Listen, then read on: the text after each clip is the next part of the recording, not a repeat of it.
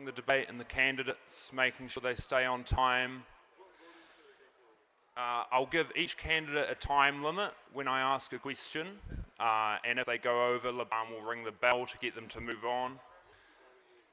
We'll mute your mics if you don't stop talking. For the audience, show approval by clapping and show disapproval with silence. We want a respectful forum.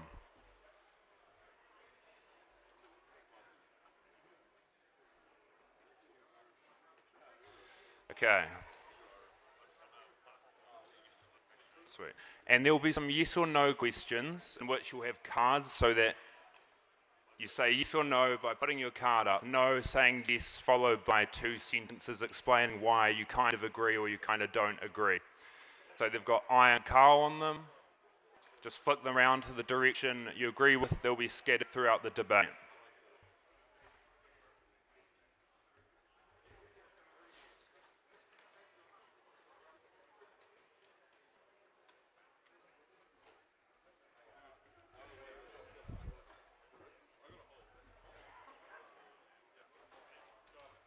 All right, candidates, let's go. Ready up. Okay, each of you is going to have 1 to 2 minutes to introduce yourself and outline one priority that you would champion for the Lambton Ward if you were elected. We'll start with David at the end and come all the way around to Rodney. You can just stay in your seat probably and you can all just go around. Is your mic working? Testing, hello. Kia ora. So just 1 minute, is it? Okay, kia ora tātou, I'm David Lee, I'm standing in the Lambton Ward. I'm an experienced entrepreneur, urban planner and governor. I've actually had 25 years of experience in central and local government. I actually know how to get things done, and more importantly, I actually know how to get to deliver. One key priority for the Lambton Ward is jobs. Jobs, especially for young people, and I've got a 4-pronged approach. First is actually to have a dedicated fund to support internships and graduate programs. Second is to actually increase our own Wellington City internship program, and also to have a network of connecting young people with employers. Thank you. Thank you.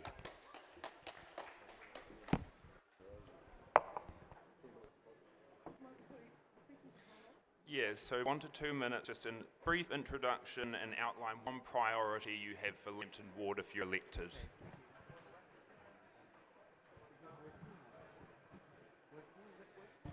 No. Oh, it is. Right. Good morning or good afternoon. My name is Nicola Young. I'm a sitting city councillor. I live in Lambton Ward. I live in Mount Victoria. I was born and raised in Wellington, grew up in Kelburn and Mount Victoria. My background was journalism and then in government relations and also in London's financial markets. The top priority for me, and one that affects every single one of you here, is the very high level of rates that we have. Rates are the biggest single driver of the cost of living. And every time you go out to have a subway or pay your rent, you are paying towards your rates. So at the moment, we have the highest commercial differential, and you think, so what? But that affects jobs because people are paying so much in rates that they can't afford to take on more staff.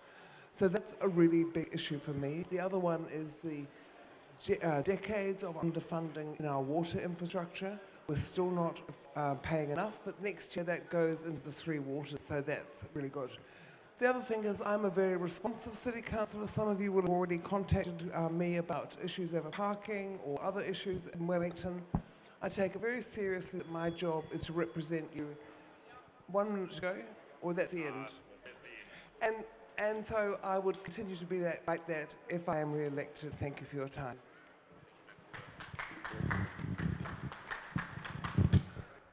Hi everyone. On? Yes. Hi. Hi everyone. My name's Dan Milward.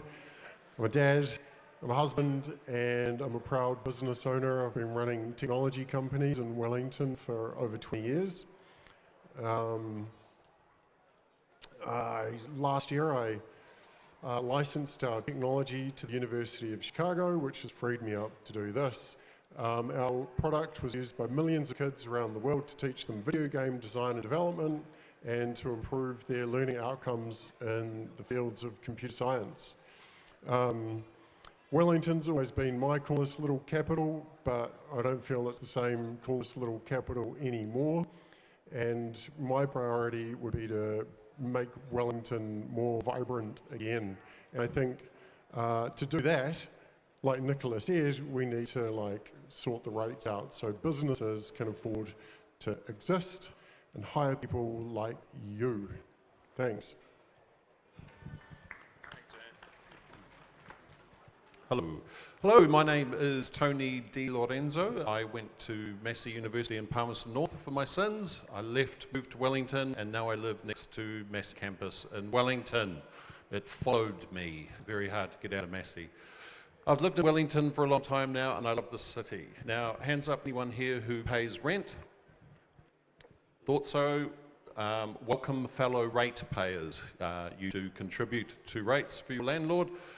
So you are, as far as I'm concerned, residents. There's a bit of a move to only allow residents to vote, but you guys are residents of the city.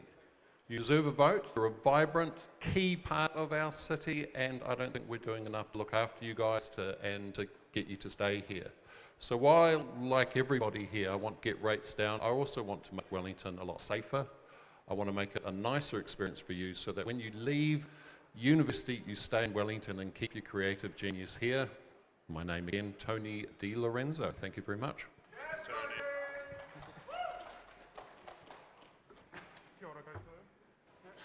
Kia ora koutou, my name is Geordie Rogers. I'm one of your current city councillors, and I'm really proud to be your Green Party candidate for this year's election for the Lambton Ward. I really think Wellington is a fantastic city, but right now we are seeing a lot of people move overseas after they graduate. That comes down to the fact that this city is unaffordable to live in. Over the past year, I've been laser focused on bringing down the cost of housing, delivering an extra 183 affordable apartments to the centre of our city. I've done a massive amount of work prior to this role as well as the president of Renters United. With my work, Wellington City Council was one of the first in the country to have an inspection service for your rental properties. So if your rental property isn't healthy, you can call up the council, they'll do an inspection and help you sort your landlord out. Obviously, we need more pride in our city as well. I'm backing projects that restore the vibrancy of our inner city, backing projects that tackle climate change, and ultimately making sure that it's affordable for you to live here and you have good quality jobs. So I'm looking for your support. Geordie Rogers #1, and if you support a council that speaks for everyone, vote aye, keep the mighty wards.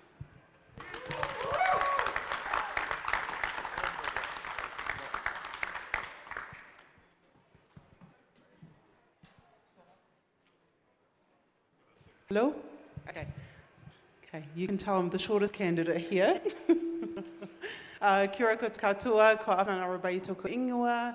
I am your Labour candidate for the Lambton Ward. I'm standing here for the second time because I truly believe in a Wellington that is built for people and for everyone. Where communities are shaping decisions rather than responding to them. And part of this community is I use students and young people, the future of tomorrow. I myself am a mum, I'm a public servant. I come from NGO, my experience was from NGO governance and also community organising. But I also have a daughter who's 11, and actually time will fly pretty fast until she's a student like yourself, and I would love for her to have a really great start at life.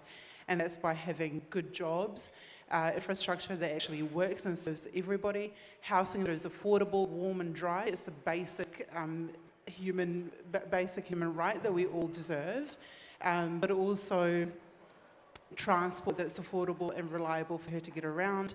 I want this city to be something that people want, a place where people want to live, work and thrive. And not feel pushed out by the current economy or basic services that are not being tended to. So for Afnan Al-Rubayee #1, I'm your Labour candidate for Lambton. Thank you for having me. I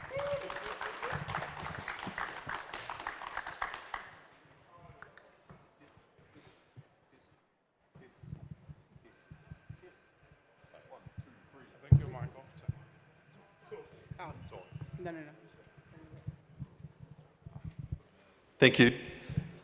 Kia ora, my name's Tim Ward. I grew up in Lambton and I was schooled here. I went to university here at Victoria, and I've owned businesses throughout Wellington, mostly in Cuba Street. I've spent 30 years, and doing that, I've employed hundreds of people. I founded businesses like the Hunter Lounge, San Fran, and Club 121, 121 Festival.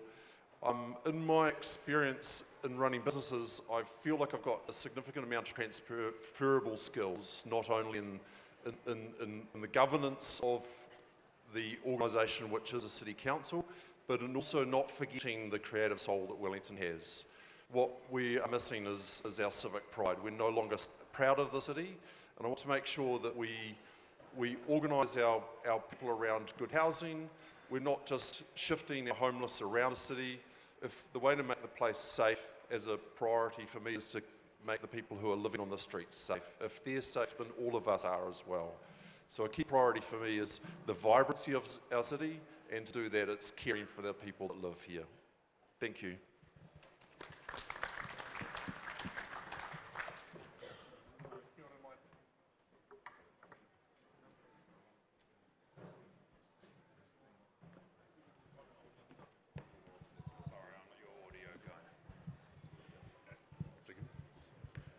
Kia ora, my name is Rodney Barber. I think what we're facing in Wellington is a significant trust gap between council and I'd say government and the residents of Lambton Ward, including the whole of Wellington City.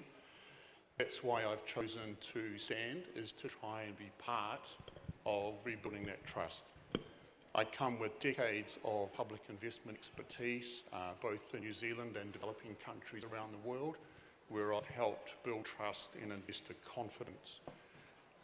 I've spent the last 4 years in a pro bono capacity in where I used to live, Newlands, working with the leaders of that suburb, and we've developed a community and disaster resilience model which will achieve the outcomes for Newlands residents, help them speak with their voices into decision making, and save the taxpayer $4 million a year.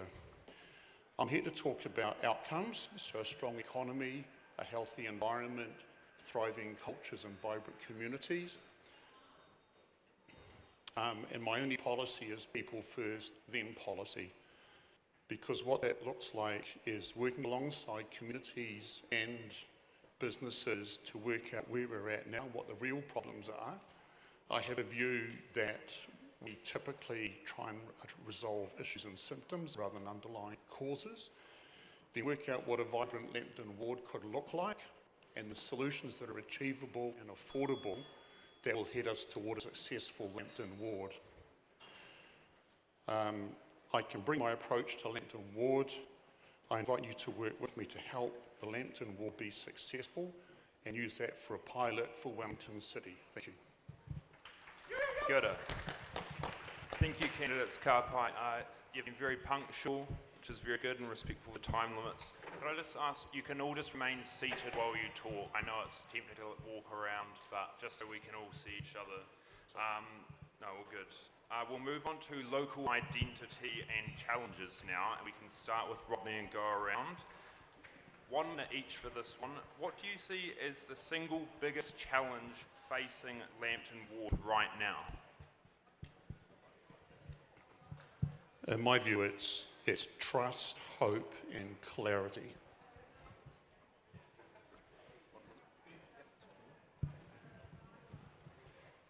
I think we've really lost our way in terms of how we feel about the way we live in Wellington, and that's a huge part to do with the cost of living here. I've been putting flyers into mailboxes around Aro Valley and Mount Victoria and Mount Cook, and the homes aren't as good as they need to be that we all live in. It feels a bit icky in the streets, and I think there's a lot of messaging around frustration and anger rather than the solutions that we need for that. I think we are a very compassionate and caring and creative city, and we need to use those strengths to pull us through. Thank you. So I find that there is a huge lost potential in Wellington, and by that I mean in all areas such as housing, transport, infrastructure and jobs. What I keep seeing on my weekend door knocks or talking to people, young people, and different communities, the beautiful diverse communities across Wellington, is that there is no true governance for the city at the moment. There is no true heart at decision making when it comes to Wellingtonians. And what we need to be doing is really taking communities on this journey with us. Decisions need to be shaped by communities rather than them responding to what people decide on their behalf. I really think that the world has changed rapidly recently, and both central government and the council have failed to keep up. The central city should be the heart of our city. It should be buzzing with activity day and night. We have fantastic cafes, whether it's Swimsuit, Glow Glow, or Pour and Twist, right in the heart of our city. And what we need are more people living in good quality homes in the central city so that those places can thrive, so that you can walk out your front door and feel like you're walking into a city instead of something that's dying. So I am super keen to focus on making sure that more people can live in good quality housing in the central city. Because not only does it make your life better, keeping you healthier and getting more money in your pocket, but it also means you walk out into something that you're proud of. A place that you want to bring your parents to, a place that you want to bring your friends to, and a place that ultimately you see yourself growing old in. For me, the biggest thing is the numbers. We are living beyond our means in the city, and this means that we're doing a lot of things badly when we do get around to doing them.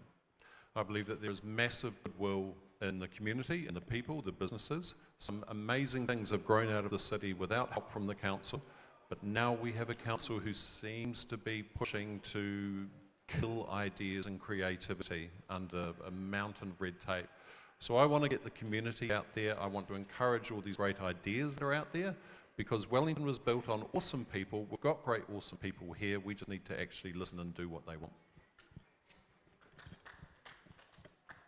I think the biggest problem Wellington is facing at the moment is the mass exodus of people who live in Wellington.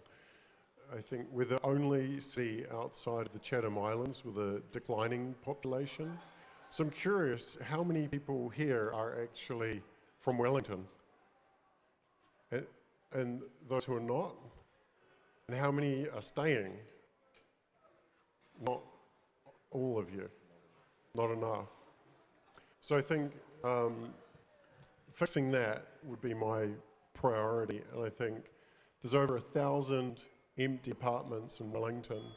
And before we start talking about building new apartments, let's start talking about filling the vacant spots around the city. And engaging with our bar owners and our hospo people who are terrified that the Golden Mile is going to kill their businesses. Thank you.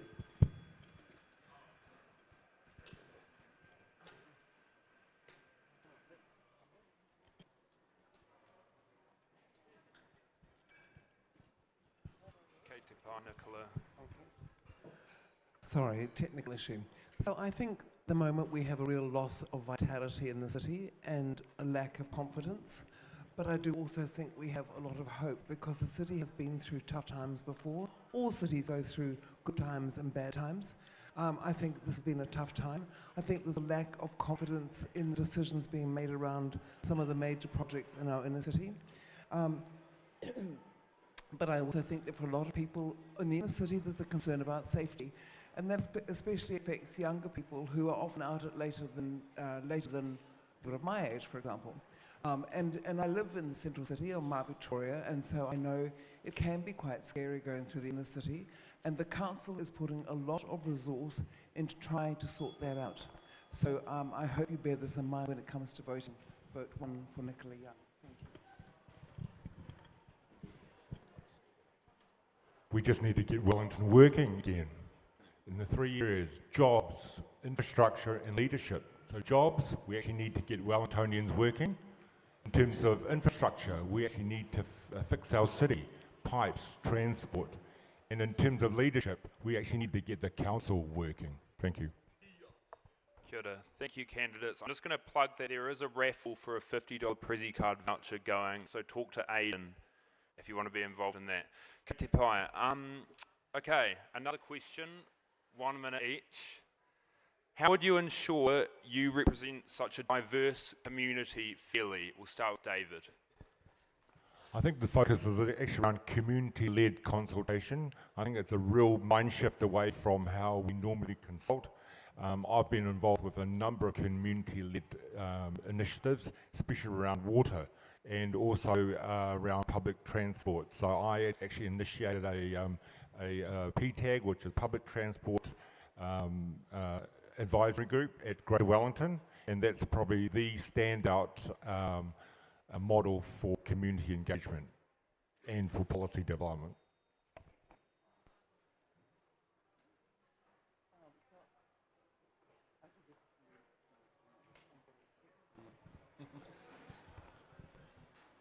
Is that working? That's working. Is that working? That's working. And your contact details, that works a treat. I also work really well with community groups and have worked with them on sometimes quite small community projects like the Papawai Stream in Mount Cook, other times bigger ones. I've been leading the campaign to get the the band rotunda sorted, and at the moment, today, I'm working on 2 projects which may or may not be of interest to you. One is the Carillon, which is coming back into life, and the government is going to fire the Carillon player, and the other one is the City to Sea Bridge. We need to work with communities on community projects. Yeah, I like to think of myself as being a constituent councillor and making myself available for people to talk to. I want to take your voice into the council rooms. I think public consultation in Wellington has been could be improved, to say the least. I've been inspired by other cities around the world who use a format called deliberative democracy, and that means getting multiple stakeholder groups together before making any sort of decisions. And yeah, that's me. Obviously, engagement is a big thing. So for me, it's getting involved with the community groups that are out there and getting involved with even the student association here. You've got a great network, you've got a great president, plug. But often it's not talking to people, it's listening. So what I'm trying to do if I'm elected is I'll have various cafes around the city where I will be, I will say where it is, and people can come and talk to me. Because it's these one-on-ones where you really can dive deep and find out the issues and also find out the solutions and what things are actually underway. So of course, the first thing that you have to do is actually look at the people who are already making submissions and being heavily involved in decision making. Because I can tell you right now, they don't represent the people equally in this room. They look very different to the people who have come to this debate. And so what we need to be thinking is actually, where are the people who aren't in this room? Why are they not here? And if you ask them a lot of questions, it's first of all because they don't see themselves represented in democracy. They don't see themselves represented in the decisions. And third of all, they've got multiple jobs and they're trying to hold down everything they can to pay their rent, study, and work in the city. So what we need to do is actually empower people to make decisions, and one of the ways that we have done it is through a citizens' assembly. People who were involved in this were a representative sample of the city. That is, we looked at the demographics and actually paid people to come along and have input in the massive decisions that we're making. Because ultimately we can sit here and talk about listening to people more, but if it's much of the same voice, ultimately you're hearing the same thing and your outcomes won't change. You need to be represented far more in decision making.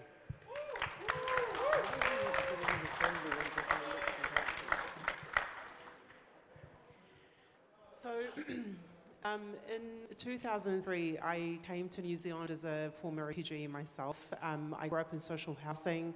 I now rent in the heart of the city. I have placed roots in a city that I now call home. I've called home for a very long time. And throughout my career and my journey, through my NGO governance, lots of different initiatives that I've sort of put together with community's voice, with youth themselves coming to the table to actually design those projects. that will benefit them, but also through my public service role, understanding how government internally works, how the systems work, how policy gets written, how policy gets implemented. I've been able and have the privilege to talk to so many diverse communities, and you know, I think at the bottom of it is understanding that I don't hold all the answers sit with you, and you have that power. So that's what I want to be doing here. I think all candidates will agree that there's the two different ways to represent people. One is having your door open and receiving emails or receiving meetings with people who have what in their minds are insurmountable problems, but once with a clear set of eyes or another fresh look, it's actually a really ultimately solvable problem for somebody who knows how to connect the dots and push the right buttons. I want to be a councillor who has that same approach, and I know that my colleagues here as well do, and I am encouraged to hear them say that. I also completely agree with the approach of reaching out to people who are not heard and do not have the capacity to write a submission. They may not know how to, they may not have the time to. In the time that I've spent in the creative arts, I've seen so many funding packages go to people who knew how to write applications, not the people who actually knew how to create the beautiful things that we enjoy. Good, thanks, Tim.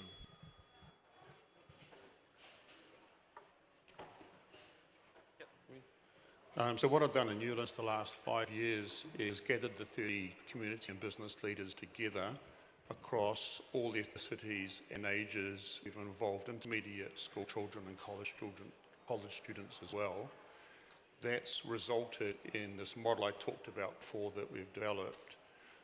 What I'm really proud about is on my team there is only 2 New Zealand-born Europeans. The other 15 are all from different ethnicities around the world and have all migrated to New Zealand in the last 4 years. Awesome, thank you candidates. Now we're going to have a Carl I round, so yes or no round. So get your little placards ready. Should heritage protections be removed on earthquake risk buildings? Yes or no?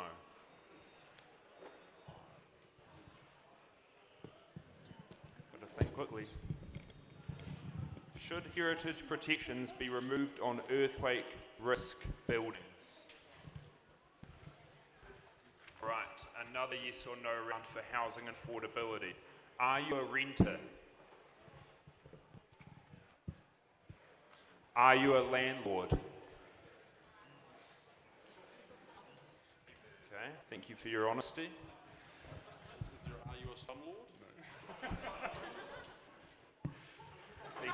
Thanks, Tim. Okay, another question. It'll be another 1 minute each one. What's your plan to improve access to safe and affordable housing? 1 minute each. Start with Rodney.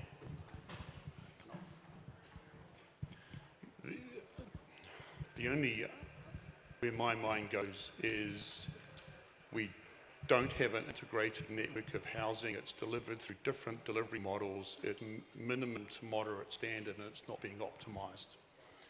I think there's a lot of work to do to rethink about how housing can work and be the accommodation people need at an affordable price.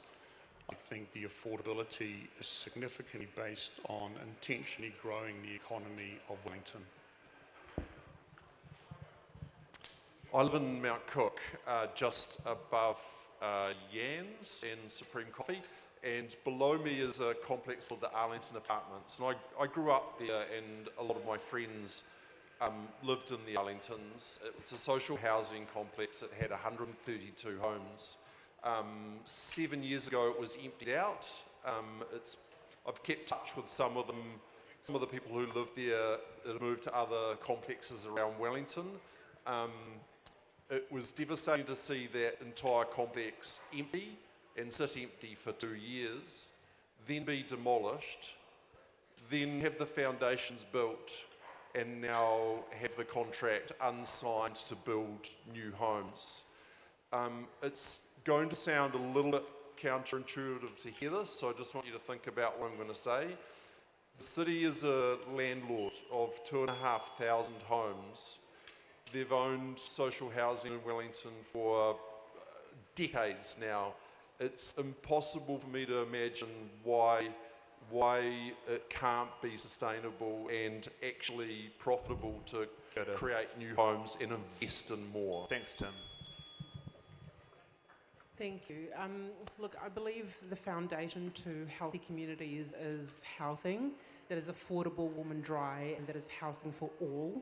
And I think there's, Wellington City Council needs to take a more active role in ensuring that social housing, but also affordable housing across the city is available for all its communities. We do have a plan, and you can happily read about it more on our policy manifesto, but it's basically making sure that we incentivise more office spaces into residential housing so that it is affordable for people that are working in the city and studying, but also just working with communities to ensure that these housing projects or spaces are working for the community. So we want you at the heart of that decision making as well. I'm really happy to have been working on this for a long time over the past year, delivering twice as many affordable housing units in the centre of our city. One of the things that I am planning on delivering next trimester is focusing on all of that empty land that you see in the central city. Right now, all of that empty land is earning an untaxed capital gain. They are sitting in the heart of our city, right next to our fantastic cafes, where it could instead be housing for all of you.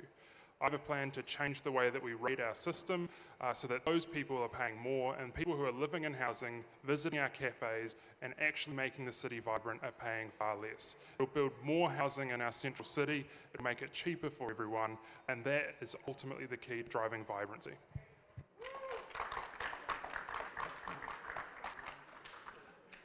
In my line of work, when I have we do interior design and home fit out.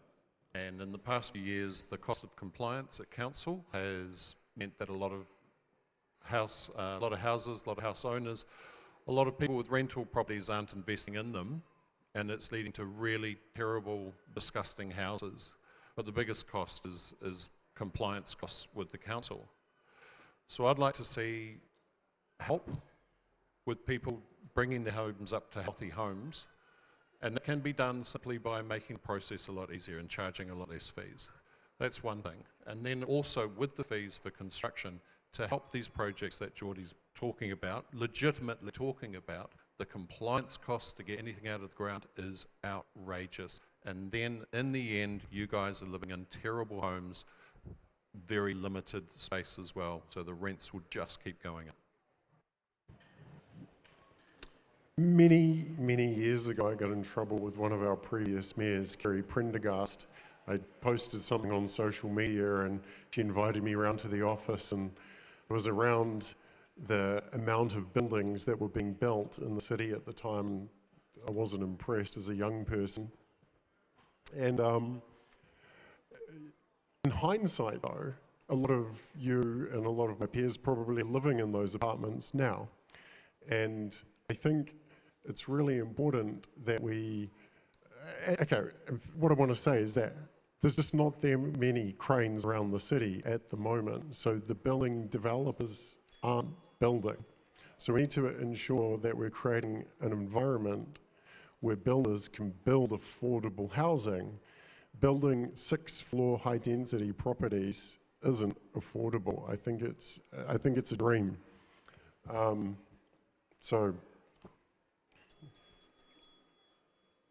One of the big problems we have in Wellington is the consenting process, as some have already mentioned. The council has just moved to try and improve that by putting in someone who is pretty good at sorting out things. We have too much red tape. The consenting officers spend too much time focusing on little details which cost the developer or the builders every time they have to go back because the clock is ticking with council costs. That's one thing. The other thing is we have to have more standardised product across the country, so we actually get some sort of mass purchasing power because we are a very small country. But I think the big thing is really we have to have a council that is, how can we do this with you, not how can we make it difficult. The council needs to be proactive and help people who want to build affordable, dry, warm housing. You can legislate or regulate for housing quality, but it all comes down to the landlord.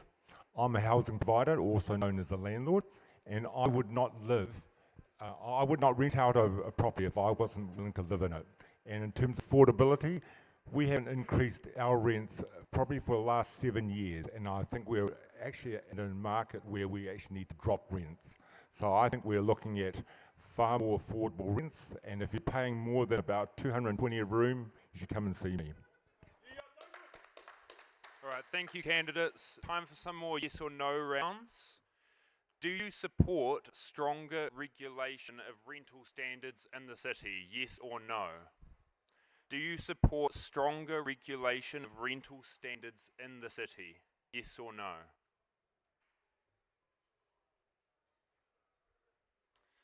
Ka pai. Another yes or no? Do you support the pro-density district plan passed in 2024? Thinking on our feet.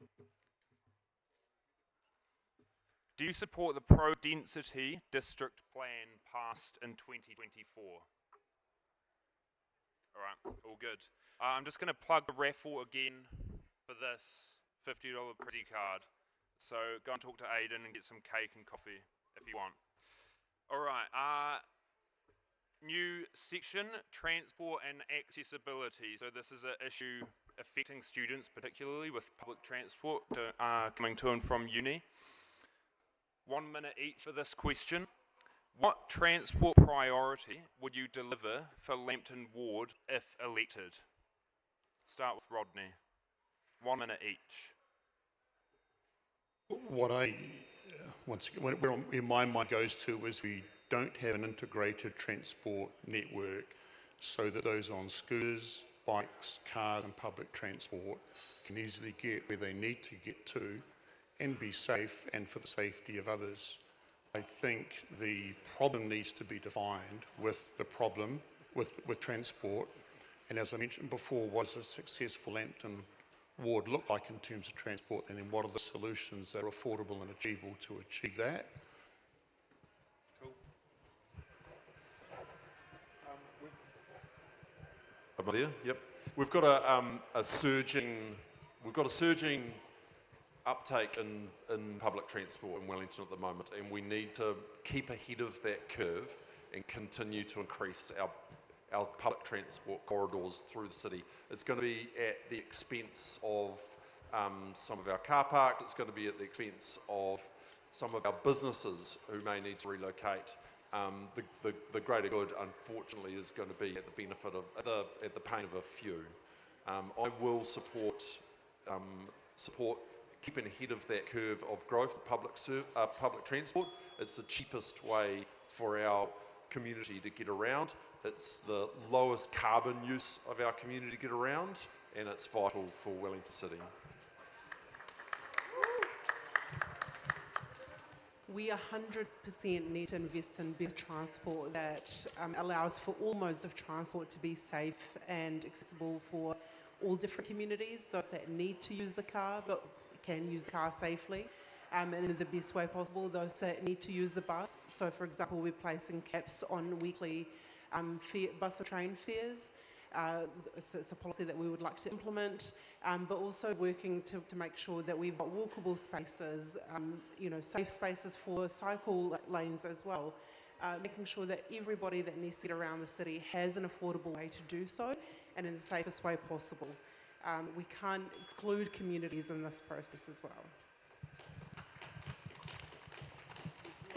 We've delivered another 5 bus lanes over the last term, and buses really are the best tool that we have to tackle the emissions in this city. And right now, people who are riding on buses are actively subsidising people who take their cars. Through rates, you're paying more for those roads than you would be if everyone jumped on a bus. We need to be delivering more bus-focused and cycling-focused and walking infrastructure in our central city if we actually want to front up to climate change. That means making it more affordable for you by having fare caps, working with our Greater Wellington colleagues. It also means delivering projects like the Golden Mile, which not only make it better for public transport, but also make it better for walking and cycling, and ultimately also a better place to enjoy your time out in the sun with a bevy or something to eat.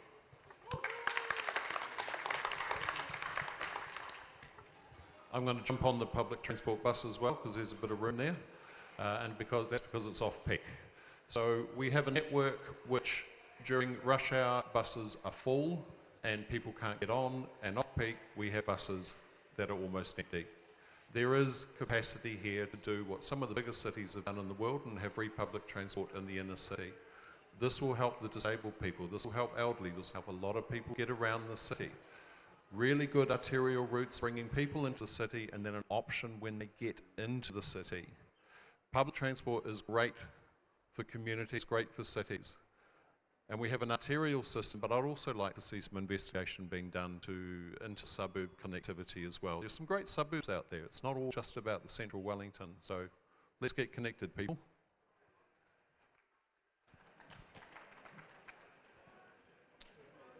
There was a poll earlier in the year that I read. 57% of Wellingtonians just want what works right now to work better. I don't think Wellington has the money in the bank to go tearing up more roads, tearing up our streets, disrupting businesses for a few more bus lanes. Like I said, we've got a declining population, so who's using them?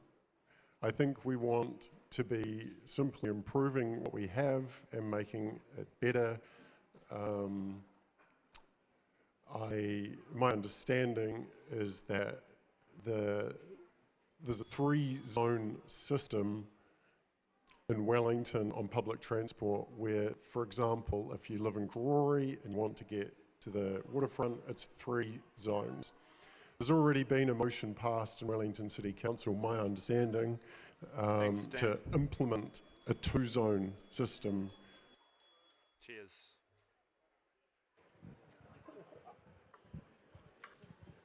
Okay, I'm going to make, it's working.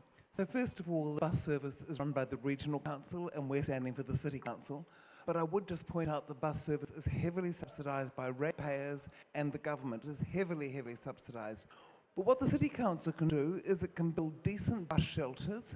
So for example, they are moving the pedestrian crossing that used to be by the Embassy Theatre. So if you go to a movie at the Embassy Theatre in a few months' time, the pedestrian crossing will have moved and there'll be no shelter. That is one of the bleakest places to stand in a southerly or a northerly, and there'll be no shelter there because the council says it hasn't got the money.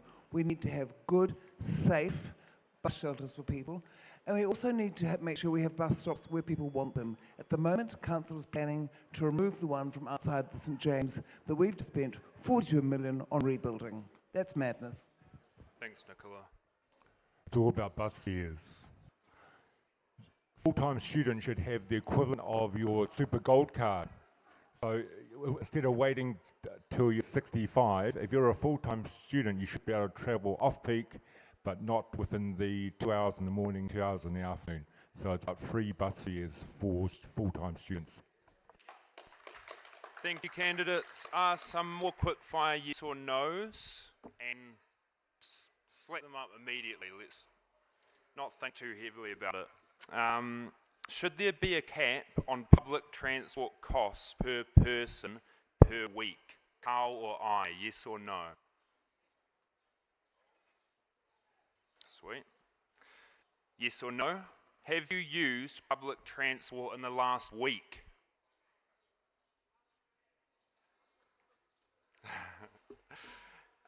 Yes or no?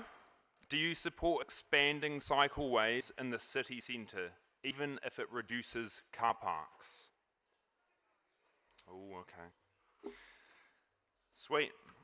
Thank you so much. There was the transport and accessibility round. Once again, the raffle, the Prezi card raffle. Don't forget to go on the draw. We're moving on to climate and resilience now. Geordie, don't get too excited.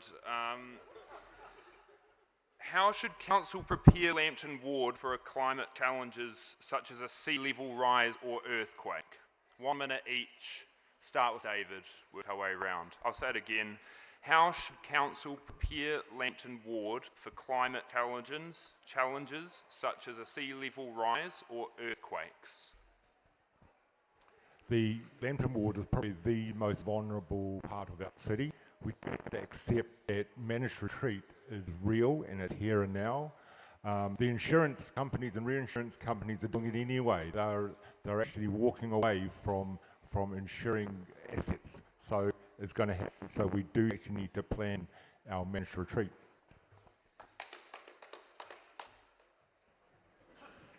I don't know how the council's going to manage, have managed retreat from places like Oriental Bay. It is a real issue. There are some buildings already in town, new buildings, where all the mechanical parts of the building are on the 3rd floor, so that just in case when sea level rises come through, they're not going to be damaged. It is a real issue for Lambton Ward. I think people have to be very conscious of it where they live, and to a certain extent that will clear the market or clarify the market, because, as David has said, insurance companies are now picking where they insure. But a lot of this comes down to personal responsibility. City councils and governments can't do everything. Sweet. And candidates, I'm just going to, time is ticking, so even though I said a minute, let's try and be snappy with it. So, no, you're fine, I'm just putting it in there. Yeah. Okay, Dan, you're next. I'll pass. Pass on climate. No, just that one question. On how would the council prepare for a climate emergency? You don't want to comment on that? Well, because you do, Lambton Ward is right along the waterfront. That's where all the water is. Okay, so for one, they're talking about putting buses on Clyde Quay, right? That's one of our, 2 arterial routes in and out of the city. And they want to put a cycle lane down there. I would oppose anything that reduces one of the main arterial routes in and out of the city. I think that's quite a dangerous proposition and will have a negative effect on people who live in the Lambton Ward. And I'm sorry for not fully preparing on that That's all right. question. All right, Tony. For the earthquake, we are a bit of a special case, so if you're being told 3 days, try and get 3 weeks worth of provisions. We need to do more to promote that. If something big hits, we're going to lose the airport, we're going to lose a lot of access in and out. What the council could do, and they are working on, is emergency evacuation plans, but also there can be staging posts and a plan to make sure that there is water and food available for the residents, because we would have to do it tough when the big one hits. No one is going to come and save us for a long time. The best way to respond to sea level rise is actually doing everything that we have in our power to stop it from happening in the first place. Because we owe it to everyone who lives here, because it is actually far more affordable to take the steps now instead of putting it onto future generations and saying, you guys just need to build a brick wall because we couldn't be bothered installing a bus lane or a cycle lane. It is ridiculous. We can take steps right now to actually prevent ourselves from having to do all of that work. On earthquake resilience, the council is actually investing in strengthening buildings in our city. All of the Te Whanganui-a-Tara apartments that I talked about before that were affordable for people renting in our city, every single one of those is earthquake strengthened as well. We are building resilience in our inner city, both by stopping climate change and by saving ourselves before the earthquake comes.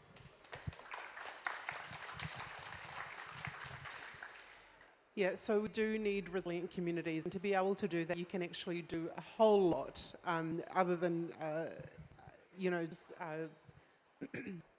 making sure that you are tackling transport, making sure that you've got green jobs initiatives, for example. So while you are building resilient communities and organising and making sure communities are well and truly equipped to withstand an environmental disaster, but also looking after green jobs initiatives, solar installations, home installations, planting more trees, and looking after our environment.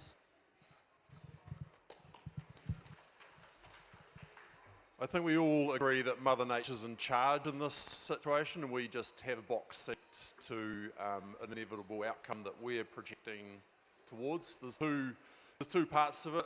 It's the resilience for the climate effects that we're beginning to experience now, the increased rainfall and intensity in a short period of time, as well as longer term, which is arresting the climate change and reversing it and returning the climate back to what it should be for us all in future generations to live for.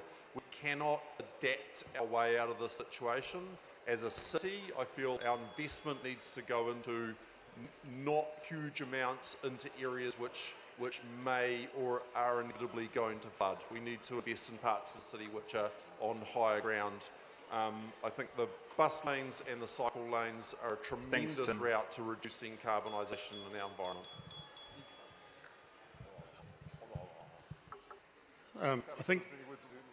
I think in terms of environment, we need to think more deeply about the decisions we make around infrastructure to properly identify the impacts on the environment before we make those decisions. The second thing, what I've done in Newlands is work with the leaders to develop a disaster resilience model, which we're going to start implementing in March next year with 100 residents the whole of next year. So in the first 7 days of an earthquake, local people are meeting local needs, not waiting for the government system to kick in on day 8. Sweet. And quickly, a yes or no. Should Wellington declare climate emergency again to reaffirm urgency? Yes or no? Should Wellington declare a climate emergency again to reaffirm urgency? Okay, Takai, thank you. That's it for that one. We're going to quickly touch on city safety because I think it's an important issue, especially for students. So I know plenty of young people, particularly women, who don't walk through Cuba Street or Manners Street or Courtney Place anymore because they feel unsafe walking through there. They won't walk through there alone, or they'll just avoid it completely, especially at night. Could each of you in 30 seconds quickly explain how you'd make our central CBD area safer for young people? We can start with Rodney. 30 seconds, because we're running out of time. I think my answer would be, which we've done in Newlands, is to define what the real problem is and identify the solutions that will solve that problem. In my work in nightclubs and music venues, I funded my staff voluntarily without having to do it through any compliance or regulation on sexual abuse prevention network training, which is to identify predation in the club environments, and also for my senior leadership teams to know on sexual abuse prevention network training, which is to identify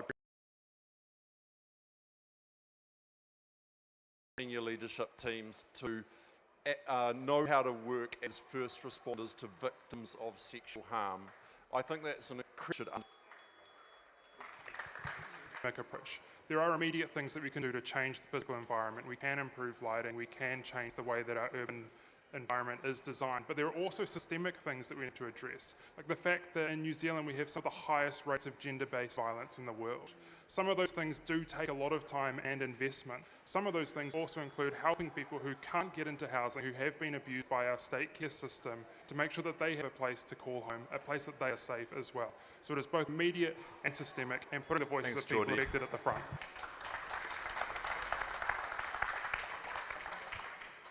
A big kia ora to Tim and the work that he's doing that is for options in the evenings to get people in and out of the city safely. Options in the evenings to get people in and out of the city safely. In crime, we're introducing the Maori wardens. Those are all positive things. It is about Those are all positive things. It is about getting the businesses back, the CBD, and that vitality. Thanks. Sweet. Okay, we'll move on to another section just because we're running short on time. I just wanted to touch on job opportunities for students. So there are basically, well, it's an exaggeration, but there are basically no jobs in our CBD, especially for graduates that don't have 5 years of experience, which SEEK always asks for in the job description. I'm just wondering, 30 seconds each on this one. We'll start at Dave and go around. How would you make the job economy in Wellington healthier for fresh graduates and increase opportunity in the city so there's not just a mass exodus? Would you make the job economy in Wellington healthier for fresh graduates and increase opportunity in the city so there's The key is affordability, making Wellington a place where businesses want to do business, making Wellington a place where businesses want to do business because they can afford it. Before I did this gig, I was the program city is sitting here in this room. To the people attending this university, I think one of the things that the City Council can do is first of all recognise that this government's idea of cutting jobs is the way to keep people in Wellington opportunities here, so they don't have to go. So first of all recognise that this government's idea of cutting jobs is the way to keep people in Wellington opportunities here, so they don't have to go somewhere else. Wellington should be the place that all of the best jobs exist, and I'm very happy to work extremely hard to make sure these jobs are for you. I definitely agree. So you guys are the future of tomorrow, and to be able to invest in that future, other than the Green Jobs program that we do want to implement and investigate, is making sure that you have as much opportunity as possible across the city, whether it's while you're studying or when you graduate. So making sure that's at the top of my priority is creating jobs, creating opportunities for people, because there's so much potential here and there's incredible great minds out there. The immediate challenge for all of you is making rent and making dinner tonight.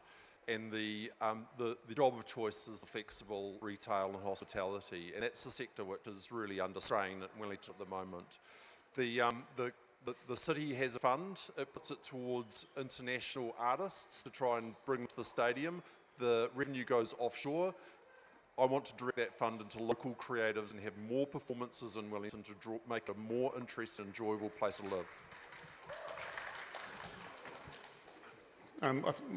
In terms of economic development, in my view, there's 5 stages, and I think in Wellington we're playing around with about stage 2.5. I think we need to much more intentionally think through how we increase the economic performance of Wellington, and what that needs is business and community leaders to think together. And not only that, but also by that, increase household disposable incomes, reduce unemployment, but in doing that, creating job opportunities in Wellington, not offshore. Okay, thanks, Rodney. Okay, one more yes or no, and then we'll wrap up. Do you support cheaper transport fares for tertiary students? Come on, Rodney. All right, thank you. Okay, very, very, very succinctly, each of you can just go around, starting with Rodney, just a quick, brief wrap-up, what your name is, why people should vote for you, very quickly, all around. So Rodney Barber is my name. The research I've done, 20 years of experience, I've put in a document that's on my Facebook page, which explains how communities can recover and how to improve outcomes across a community, and what that document looks like. It's only 30 pages long. It's based on research and my life experience. My name's Tim Ward. I'm born and bred Wellingtonian. I've employed hundreds of people here. I understand how businesses work. I know how to make things work in a very creative, tight budget environment. I think Wellington needs to do a very good, much better job of controlling its spending and making itself a more enjoyable, vibrant place for all of us to live. Good. Thank you so much for having me today. I'm Afnan Al-Rubayee. I'm your Labour candidate for the Lambton Ward, and I believe in a Wellington that's built for everybody, and that communities should be part of shaping those decisions rather than just responding to them. Thanks for having me. My name is Geordie Rogers, and I've been your Green Party candidate for the local body election. If you want a city that is responding to changes, that is making sure that we're tackling climate change, the cost of living in the city, don't just vote for someone who has a plan. Vote for someone who's been doing it for the past year, making sure that your voice is always at the centre of every single decision we make. We are not going to solve all of our problems by going back to the status quo. We need new, future-focused thinking. So vote 1 Geordie Rogers and vote KEEP for the Māori Ward.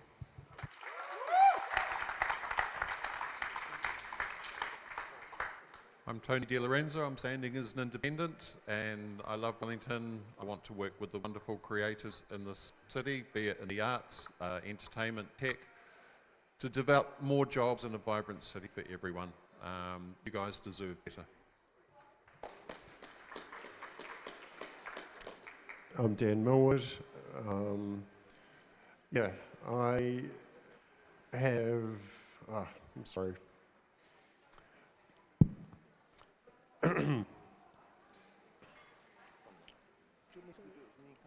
Come back. Yeah. I'll just give him time. Just give him time to remember his name. My name is Nicola Young. I'm an existing city councillor. I take great pride in working across the political divide at council, getting on with people rather than causing wars, and that's why you see on my flyer, I've got a big shout out from Fleur Fitzsimons, former Labour councillor. I want to be back on council to work with people to get things done to make Wellington the fabulous city it used to be. Hello, I'm David Lee. I'm an experienced governor, experienced entrepreneur and an urban planner. So I want to get Wellington working. I want to get Wellingtons into jobs. I want to get our infrastructure working, and I want to get our council working. Thank you. And Dan, anything? Hello, sorry about that. Yep, Dan Milward in the Lambton Ward. I'm an independent, 2 decades of experience in the startup and the games industry space. I know how to make great products out of small budgets, and if I'm elected, Wellingtonians can be confident that I'll treat every dollar in the budget like it really matters. Thank you. Ka pai, let's give our candidates a big round of applause. And for the raffle, if you were 91E, you have won. Come get your pretty card. 91.